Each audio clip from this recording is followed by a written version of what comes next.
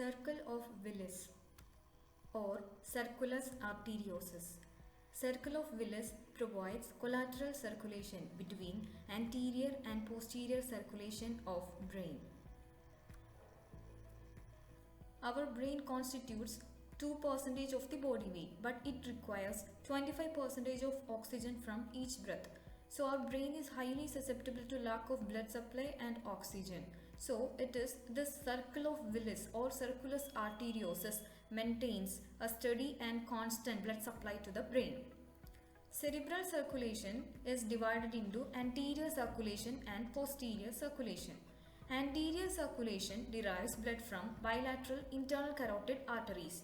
Posterior circulation derives blood from bilateral vertebral artery. And this circulus arteriosus provides connection between this anterior circulation and posterior circulation. Circulus arteriosus is first investigated by Thomas Willis. Henceforth, it is also called circle of Willis. Circle of Willis is actually a misnomer because it is not actually circle.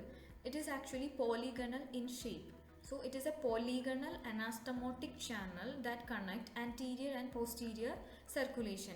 So it is found at the base of the brain in the interpeduncular fossa.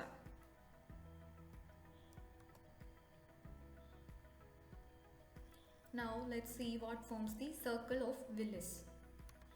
Anteriorly, anterior communicating artery. Anterolaterally, anterior cerebral artery. In the middle, middle cerebral artery. Posterolaterally, posterior communicating artery.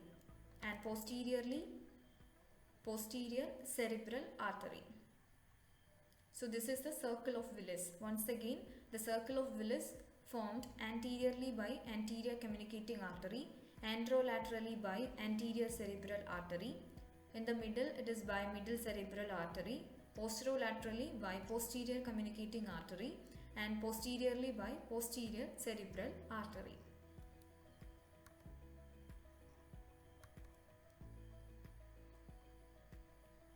Here, anterior cerebral artery, middle cerebral artery and posterior communicating artery.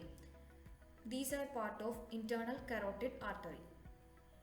And posterior cerebral artery, it's the part of subclavian. Here you can see the base of brain, and this is medulla, this is pons, this is midbrain, and this is thalamus all.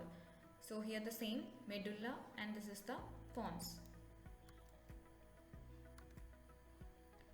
Here the vertebral artery, they enter the skull via foramen magnum, and at the lower border of the pons they form basilar artery, and this basilar artery ascend in midline on the ventral surface of the pons, and its upper border of the pons, this basilar artery get divided into posterior cerebral artery, and this is internal carotid artery.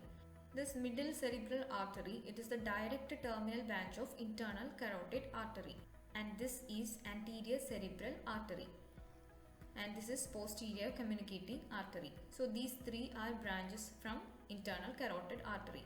So circle of Willis that provides interconnection between anterior circulation and posterior circulation. As already mentioned, the circle of Willis is at the base of the brain and in the interpeduncular fossa, and this anterior portion is closely related to the optic nerve. So anterior cerebral artery, it is above the optic nerve.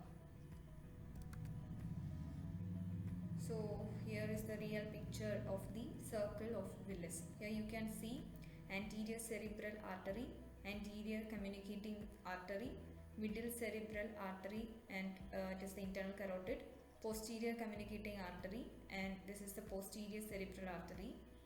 Here it is basilar artery.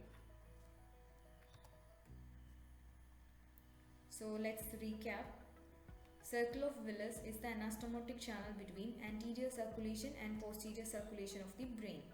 Circle of Willis is anteriorly formed by anterior communicating artery. Anterolaterally, it is anterior cerebral artery, and in the middle it has middle cerebral artery, which is the direct terminal branch of internal carotid artery.